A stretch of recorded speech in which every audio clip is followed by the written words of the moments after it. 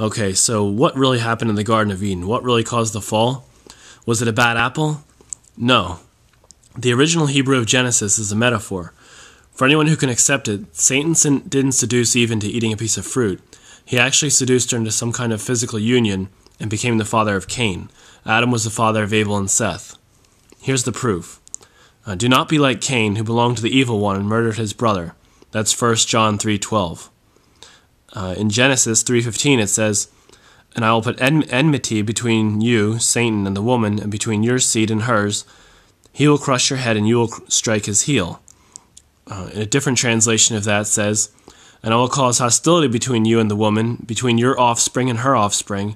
He will strike your head, and you will strike his heel." So it's referring to two seed lines. There's further proof of this in John. Jesus said to them, "If God were your father, you would love me, for I came from God and now I'm here. I have not come on my own, but he sent me. Why is my language not clear to you? Because you are unable to hear what I say. You belong to your father, the devil, and you want to carry out your father's desire. He was a murderer from the beginning, not holding to the truth, for there is no truth in him. When he lies, he speaks his native language, for he is a liar and the father of lies.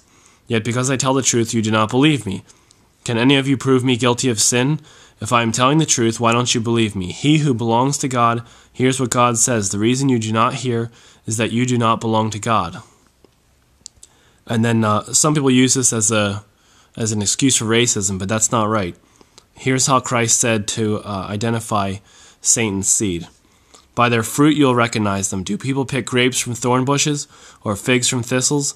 Likewise, every good tree bears good fruit, but a bad tree bears bad fruit. A good tree cannot bear bad fruit, and a bad tree cannot bear good fruit. Every tree that does not bear good fruit is cut down and thrown into the fire.